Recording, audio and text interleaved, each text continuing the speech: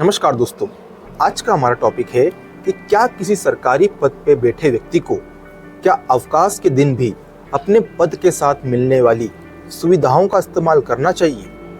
तो पहले आप ये वीडियो देखिए।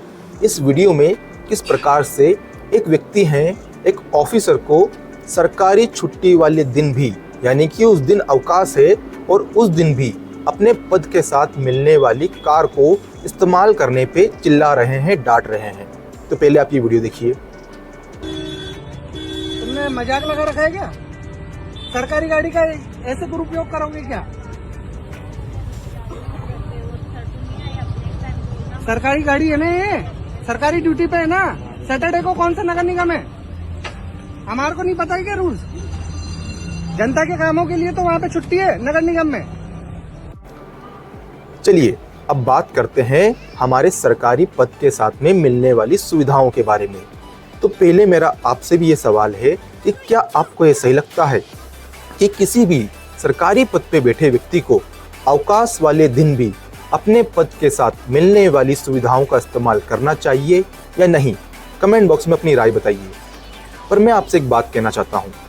आप जरा सोचिए, किसी व्यक्ति ने अपने स्कूल, कॉलेज और इस एग्ज़ाम के लिए होने वाली, किसी भी सरकारी एग्ज़ाम के लिए होने वाली परीक्षा के लिए कोचिंग में पैसा भरा है, साथ ही अपने जीवन का एक महत्वपूर्ण समय यहाँ पे इस एग्ज़ाम की तैयारी में बिताया है, यानी कि अपने कुछ साल तो बर्बाद किए हैं इस एग्ज़ाम की तैयारी में। तब जाके एक सरकारी पद पर पहुँचे हैं, उस पोस्ट पे पहुँचे हैं और इस पोस्ट के साथ मिलने वाली सुविधाओं के लिए ही इस एग्ज़ाम की तैयारी की है। अगर आम नागरिक और एक सरकारी पद पर पहुंचने वाले व्यक्ति जो हैं वो और एक आम नागरिक एक ही थाली में आ जाएंगे और एक ही जगह समान प्रकार से देखे जाएंगे, तो फिर उस सरकारी परीक्षा, उस सरकारी एग्ज़ाम का और उस पद की सुविधाओं का और उस पद का क्या मतलब है?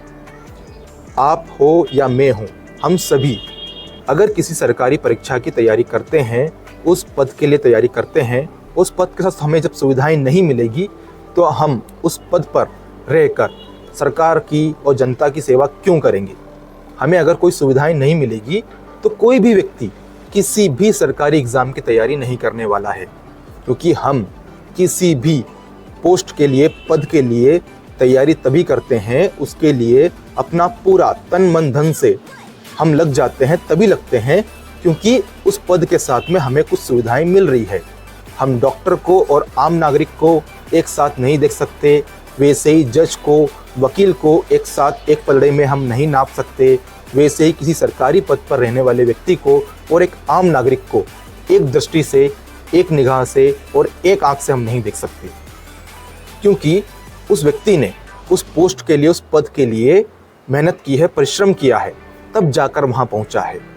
तो उनको उन सुविधाओं का लाभ लेना अवश्य है।